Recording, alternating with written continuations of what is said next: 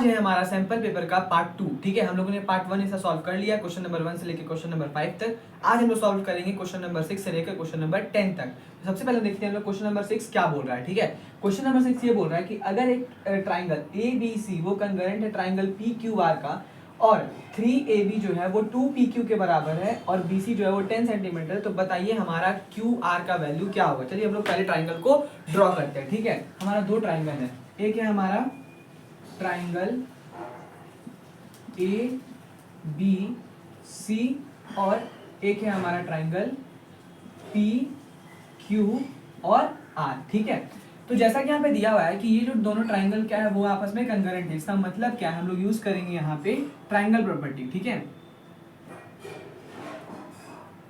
Triangle property. ठीक है, तो ट्राइंगल प्रॉपर्टी ये बोलता है कि जो हमारा AB है, ठीक है, AB बाई अगर PQ करते हैं, ठीक है, AB बाई अगर PQ करते हैं तो वो हमारा इक्वल होगा BC बाई QR के।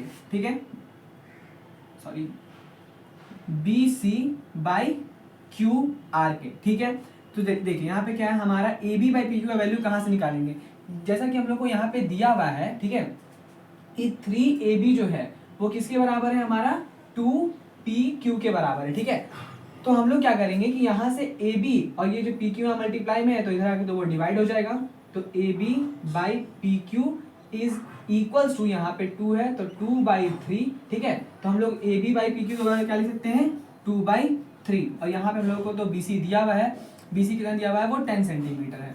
ठीक है, डिवाइडेड बाई QR, और QR निकालना है तो क्या करते हैं हम लोग, क्रॉस मल्टीप्लाई करते हैं। ठीक है, तो 2 multiplied by QR is equals to 3 multiplied by 10। ठीक है, तो QR is equals to 3/2 multiplied by 10, तो यहाँ से वो कट जाएगा हमारा 5 टाइम्स में, यानी QR जो होगा वो 15 सेंटीमीटर हमारा आंसर आ जाएगा। ठीक है, तो ये आप लोग देख लीजिए कैसे बना हुआ है। आई होप कि आपको ये समझ में आ चुका होगा। चलिए देखते हैं हम लोग ये कौन सा ऑप्शन सही है। 15 सेंटीमीटर हमारा कौन सा है, हमारा बी ऑप्शन नंबर जो ऑप्शन होगा वो हमारा सही होगा। ठीक है, नंबर 7, क्वेश्चन नंबर 7 क्या बोल रहा है, बहुत ही प्यारा क्वेश्चन है। ठीक है, सो ये क्या है हमारा, if 3 cot A is equals to 4 दिया हुआ है। ठीक है, और जो हमारा A होगा वो 0 से बड़ा होना चाहिए और 90 से छोटा होना चाहिए। ठीक है, और जो हम लोग को पूछा है sec A का वैल्यू क्या होगा। ठीक है, चलिए सॉल्व करते हैं इसको। सिंपल सा क्वेश्चन है, अगर ऐसा कभी भी क्वेश्चन पूछे तो हम लोग क्या करेंगे, जैसे यहाँ पे cot A is equals to हमारा 4 दिया हुआ है, 3 cot A इक्वल्स टू 4, तो हम लोग यहाँ से क्या निकालेंगे, cot A is equals to 4/3। ठीक है, तो हम लोग जानते हैं कि cot क्या होता है, tan का उल्टा होता है, तो हम लोग क्या करने के लिए क्या करते हैं, पंडित बद्री प्रसाद हरि हरि बोल। ठीक है, तो यहाँ से हमारा tan क्या हो जाएगा, P/B, तो cot क्या हो जाएगा हमारा B/P, यानी हमारा जो बेस है यहाँ पे वो है हमारा 4 और हमारा जो परपेंडिकुलर है वो है हमारा 3। ठीक है, तो हम लोग क्या करेंगे, हाइपोटेनस निकालेंगे। हाइपोटेनस निकालने का क्या फॉर्मूला होता है, H is equals to √B का स्क्वायर प्लस P का स्क्वायर। तो यहाँ से क्या निकल जाएगा, B का स्क्वायर हो जाएगा हमारा, यानी 4 का स्क्वायर प्लस 3 का स्क्वायर, ये हो गया हमारा 16 प्लस 9 दैट इज 25, और √25 क्या होता है हमारा 5, यानी हमारा क्या H का वैल्यू आ चुका है। ठीक है, तो हम लोग जानते हैं कि sec क्या होता है, sec जो होता है वो cos का उल्टा होता है, और cos क्या होता है, B/H। हम लोग का ट्रिक क्या है, पंडित बद्री प्रसाद हरि हरि बोल। ठीक है, तो इसलिए यहाँ से हमारा क्या हो जाएगा, H/B। ठीक है, तो H हमारा क्या है, 5 है, और B क्या है हमारा, B हमारा 4, तो हम लोगों का sec A का वैल्यू हो जाएगा 5/4। यानी कभी भी अगर आप लोग ऐसा क्वेश्चन देता है कि कोई एक ट्रिग्नोमेट्रिक रेशियो दे दिया और कोई एक ट्रिग्नोमेट्रिक रेशियो निकालने बोला है, तो हम लोग पहले H, B और P तीनों निकाल लेंगे, तो हम लोग को कोई भी ट्रिग्नोमेट्रिक रेशियो हम लोग आराम से निकाल सकते हैं with the help of a Pythagoras theorem. I hope कि आपको ये क्वेश्चन समझ में आ चुका होगा। चलिए हम लोग सॉल्व करते हैं क्वेश्चन नंबर 8। ठीक है, क्वेश्चन नंबर 8 क्या है कि ट्राइंगल BAC। ठीक है, कौन सा हमारा ट्राइंगल है, ट्राइंगल BA और C। ठीक है,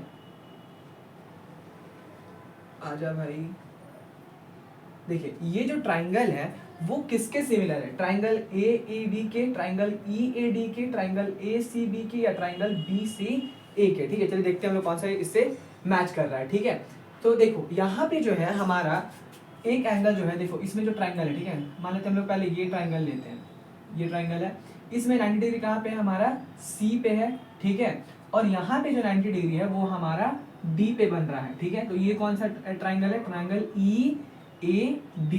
तो आई होप लगता है हम लोग को ये मिलना चाहिए। एक बार हम लोग वेरीफाई कर लेते हैं। ये एंगल, इसमें एंगल सी जो है वो एंगल डी के बराबर है, ठीक है, चलो भाई ये समझ में आ गया। दूसरा एंगल ए जो है वो क्या है हमारा, दोनों में कॉमन है, क्योंकि अगर मान लेते हैं ये जो एंगल है, चलो मान लेते हैं ये एंगल होगा वो 30 डिग्री होगा, ठीक है। तो सिंपल सा बात है कि अगर ये 30 डिग्री होगा, ठीक है, तो ये अगर ट्राइंगल ए बी सी लेते हैं या बी ए सी ले रहे हैं तो उसमें ये हमारा, ये भी हमारा क्या होना चाहिए, 30 डिग्री ही होना चाहिए, ठीक है। तो ये भी हमारा, अगर इसमें देखा जाएगा तो ये भी हमारा क्या होना चाहिए, ये अगर 30 है तो ये हमारा 60 होना चाहिए, ठीक है, ये ट्राइंगल में तो ये 60 होना चाहिए, सॉरी आई होप मेरा गलती हो गया, ठीक है, माय बैड। तो समझ में आ गया आप लोगों को। चलो तो ये हो गया हमारा, जो बाकी बचा इसमें जो एंगल बी है, ठीक है, और इसमें जो एंगल ई है वो आपस में बराबर है, ठीक है। तो इसी कारण से ये जो है ट्राइंगल ई ए डी जो है वो हमारा मैच कर रहा है, ठीक है। चलो सो क्वेश्चन नंबर 9 है हमारा, बहुत ही पिद्दी सा क्वेश्चन है, बहुत ही फालतू, ठीक है, 1 नंबर के लिए ही होना चाहिए क्वेश्चन, ठीक है, क्योंकि हम लोग से बहुत ही इजी क्वेश्चन पूछा है। हम लोग से पूछा है कि इफ HCF ऑफ 420 एंड 189 जो है वो दिया हुआ है 21, ठीक है।